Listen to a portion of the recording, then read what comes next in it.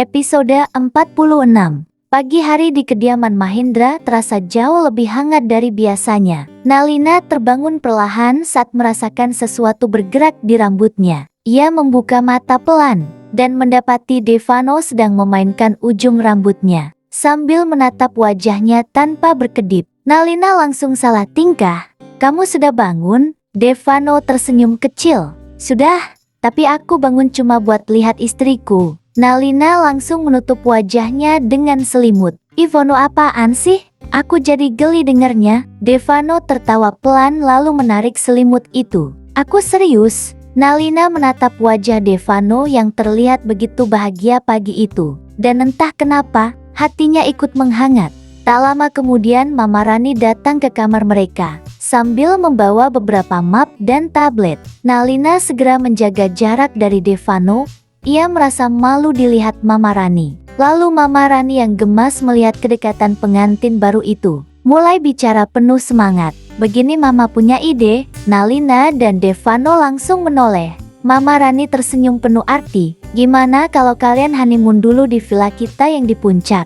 Nalina langsung tersedak minumannya sendiri. "Mama," Devano malah langsung semangat. "Nah, itu ide bagus tuh, Ma." Mama Rani mengangguk puas. Kebetulan villa keluarga di pegunungan lagi kosong. Udara di sana bagus buat pemulihan Devano juga kan, ucapnya. Rani menatap mereka dengan senyum penuh arti. Ia merasa bahagia membayangkan jika nanti ia punya cucu dari mereka. Sedangkan Devano langsung menatap Nalina penuh harap. "Ayolah sayang." Nalina sebenarnya malu. Namun melihat wajah Devano yang terlihat seperti anak kecil mendapat hadiah, akhirnya ia mengangguk kecil. Dan 1 jam kemudian, mereka langsung berangkat. Perjalanan menuju villa terasa sangat menyenangkan. Devano terus menggenggam tangan Nalina sepanjang jalan. Kadang mencium punggung tangannya diam-diam saat lampu merah. Kadang malah sengaja menyenderkan kepala ke pundak istrinya sambil berkata dirinya masih lemah. Padahal wajahnya terlihat sangat segar. Mereka tak malu meski ada supir yang melihat dan mendengarkan semua itu.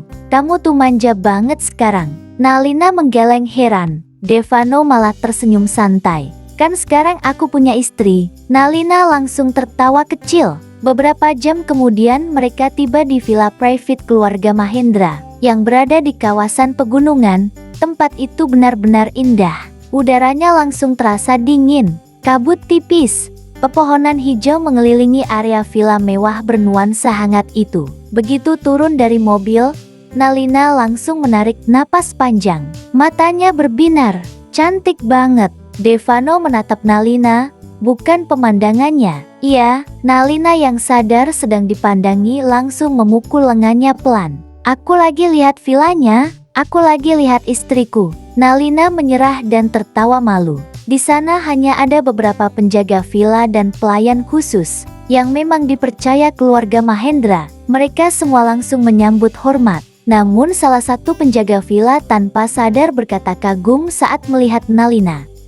"Nyonya cantik sekali." Devano yang berjalan di samping Nalina langsung melirik tajam. "Apa maksudmu berkata begitu? Hanya aku suaminya yang boleh menatap istriku." Penjaga itu langsung pucat dan meminta maaf. Nalina malah menahan tawa. "Vano, jangan begitu, kasihan dia." Devano tetap cemberut.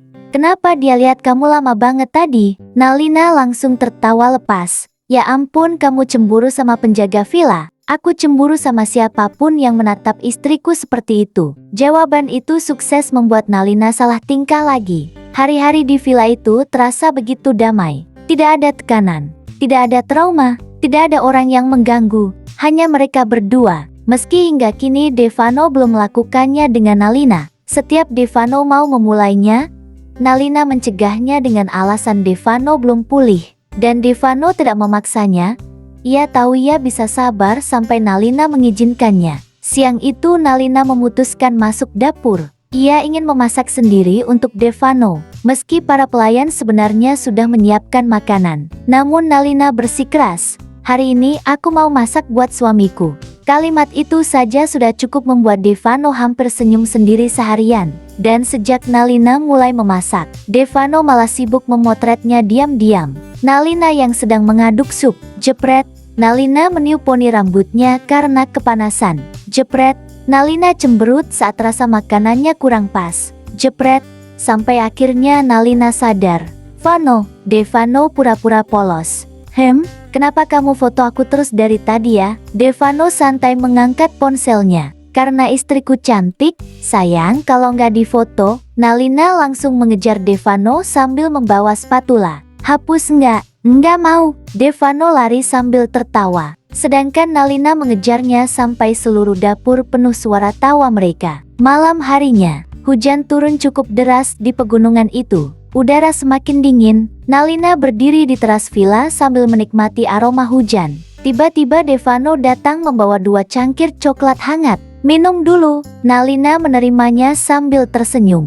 Tak lama kemudian Devano malah menarik tangan Nalina turun ke halaman villa. Nalina langsung panik. Mau kemana? Main hujan. Kamu sakit nanti. Ada dokter pribadi. Nalina melotot tidak percaya. Namun Devano malah tertawa lalu menarik tubuhnya berputar di bawah hujan. Dan akhirnya, Nalina ikut tertawa. Mereka bermain hujan seperti anak kecil. Berlari, saling menyiram air, saling menggoda, sampai rambut dan pakaian mereka basah kuyup. Untuk pertama kalinya setelah sekian lama, Nalina merasa dirinya benar-benar hidup lagi dan melupakan segalanya. Ia merasa bukan sekadar bertahan, melainkan benar-benar bahagia. Malam itu setelah mandi dan berganti pakaian, Nalina duduk di dekat perapian sambil meminum teh hangat. Sedangkan Devano berbaring di sofa panjang sambil menatap istrinya diam-diam. Tatapan penuh cinta itu lagi. Nalina jadi malu sendiri. Kenapa lihat aku terus? Devano tersenyum kecil. Karena aku takut. Takut apa? Devano terdiam beberapa detik, lalu berkata pelan. Aku takut terbangun. Dan ternyata semua ini cuma mimpi. Nalina langsung menatapnya. Hatinya terasa sesak mendengar kalimat itu. Karena ia tahu, Devano terlalu lama menunggunya. Terlalu lama mencintainya sendirian. Nalina perlahan berjalan mendekat. Lalu duduk di samping Devano, dan tanpa berkata apa-apa, ia memeluk pria itu erat, sangat erat, dan mencium bibirnya, membuat Devano terbelalak dan akhirnya ia membalas dan memimpin. Lalu menggendong Nalina menuju kamar mereka. Akankah malam ini tiba? Kehangatan yang telah dinantikan Devano. Namun di balik hangatnya malam itu, di tempat lain, seseorang sedang menatap foto-foto honeymoon mereka. Tatapan wanita itu perlahan berubah dingin, dan kali ini, ia mulai menyusun langkah pertama untuk mendekati Devano secara langsung, dan berada di tengah-tengah kebahagiaan mereka. Bersambung.